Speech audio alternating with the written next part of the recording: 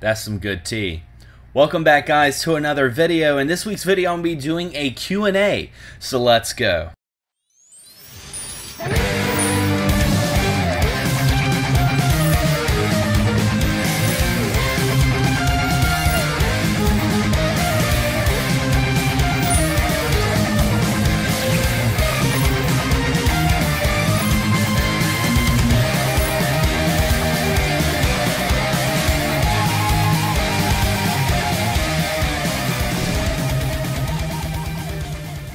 Now, a couple of weeks ago on my Facebook, I made a status saying that I wanted to do a Q&A on my YouTube channel, and I had a couple people leave some comments, and they wanted to know some certain things about me and about my taste in gaming, and it was really fun and very interesting, and I wish I could have put it out a lot sooner. It's, like I said, it's been a while, but little disclaimer, with it being on Facebook, I'm not going to be releasing last names. I'm going to be saying their first name and what letter their last name starts with, and that's just because of privacy, and also I don't want to embarrass myself and mispronounce their last name, so I thought this was a great way to save myself from embarrassing myself. So anyway, I'm going to start with the first question.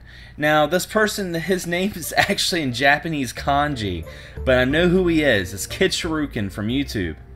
He asks, how do you feel about importing to bypass prices on some domestic games? For example, Dracula X on the Super Famicom is a lot less than it is on the Super NES. Would you consider buying the Super Famicom version?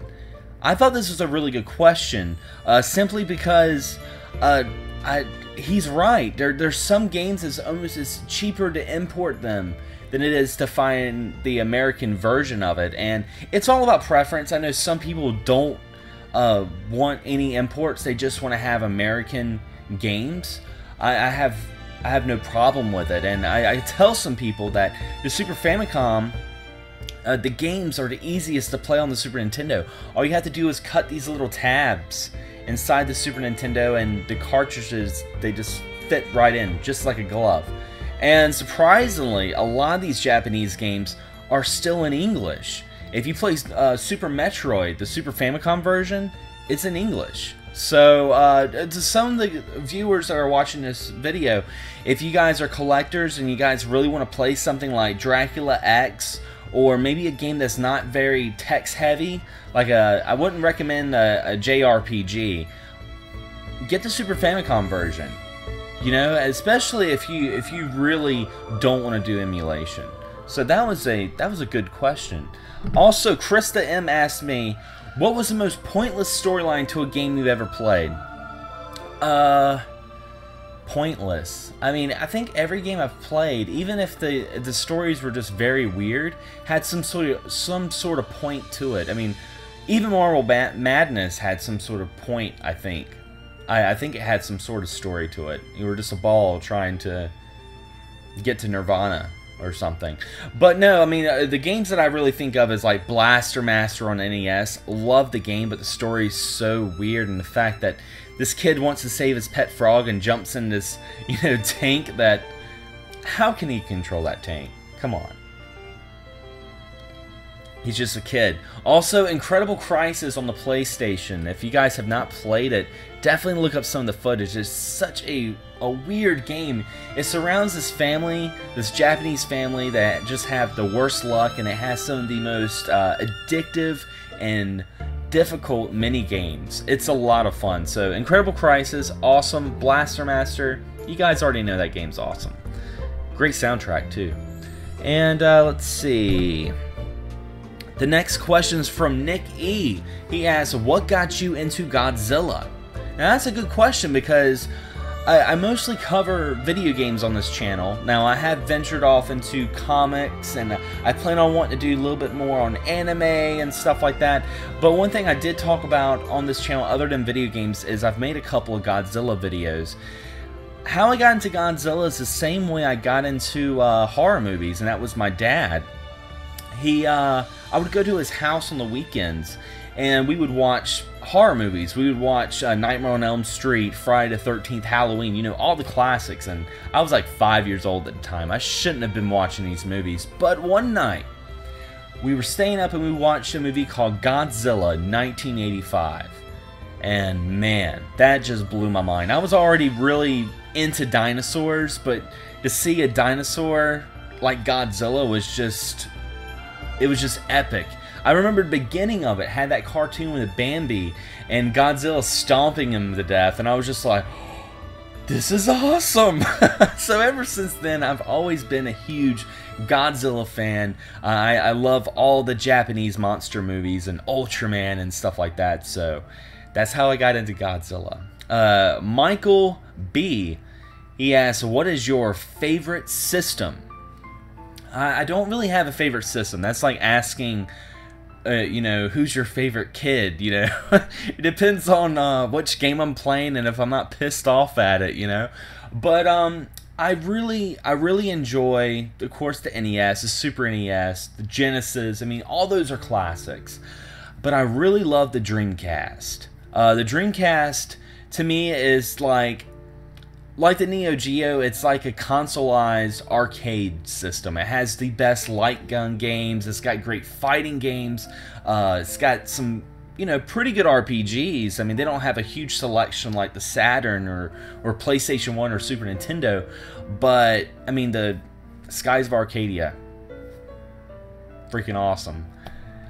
So Dreamcast, that's probably one of my favorite systems. Also, Brian J, he asks, what's a game that you like that others seem to dislike? The one game that I can say that I've always liked, and I feel like it's gotten more popular over the years, is Final Fantasy Mystic Quest. I've always had a soft spot in my heart for Final Fantasy Mystic Quest. Maybe it's the soundtrack. It's got one of the best soundtracks, but I know it's a very simple RPG, but that's kind of what I liked about it.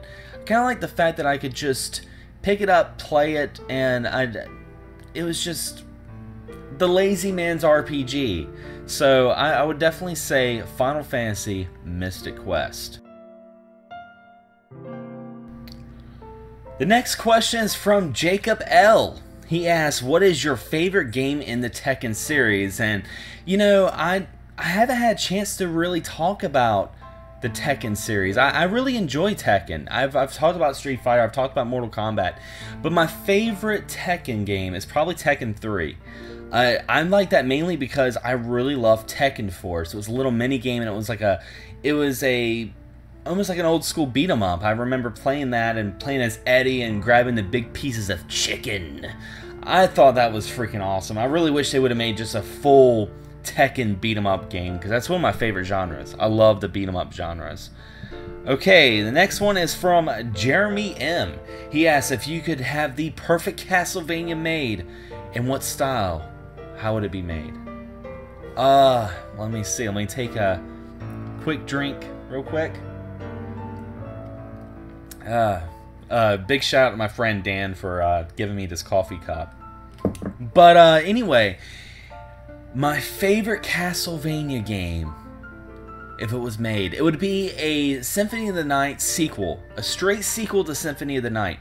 And what would make it a little different is, from the get-go, you could choose Alucard, Maria, or Richter Belmont. You could choose one of those three, and each person starts in a different spot in the castle, and it has 3 different scenarios. I think that would add so much replay value to already a game that has a lot of replay value, and that's the Metroidvania style gameplay. So, Castlevania Symphony of the Night 2, that would be awesome.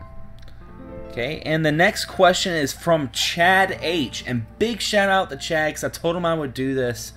Chad is in the service, but before he left to go to service, he actually donated a bunch of video game memorabilia to me, like giant retail posters and standees, and he really didn't have to do that, but he had nowhere to put it, and he knew that it would go to a good home. So thank you, Chad, for all the video game stuff, and most of all, best of all, thank you for serving our country. But he asked if I had ever played the Onimusha series. Yes, I love the Onimusha series. I've actually only played Onimusha 1 and 2. I know I think they made 2 more. Either that or they just made a 3rd one. But I would really love to see Onimusha come back. That is a Capcom IP that is like Dino Crisis. It needs to come back. I would really love to see it. He also asked, even though zombies are super played out, I agree, which was your favorite zombie game? Going back to Capcom, Resident Evil 2. Something about that game really struck a chord with me. It had so much atmosphere to it, had so much replay value. Of course, like I was mentioning with Symphony Night 2, I'm a big fan of multiple scenarios, and it had that. I mean, you had pretty much 4 scenarios in this game, so, and it's still one of my favorite Resident Evils of all time. Okay, Tyler H asked me, or actually Taylor H, my apologies, he asked, what was my favorite and least favorite video game system? Now, I've already answered my favorite, but my least favorite, it's a little easier, that's the Nintendo 64. Nothing against the Nintendo 64, I think it's a great console, but that is one system that for some reason, and maybe it's because I had a PlayStation before, it just never clicked with me. There's like a handful of games I love on the N64, but I don't see myself wanting to have a whole US release N64 collection. I just don't see it. And plus, I'm not a huge fan of the controller. Also, Jason P asked, what is the most challenging Castlevania you've ever beaten? That would be Dracula X on the Super Nintendo. Now, I don't have it, but I played it on the emulator. And that last battle with Dracula, jumping from the platforms, that was freaking hard. I was very satisfied when I beat that. Okay, Jason M, he asked another question. He asked, what old series would you like to see come back? Like Phantasy Star, turn-based RPG, Star Tropics, Blaster Master.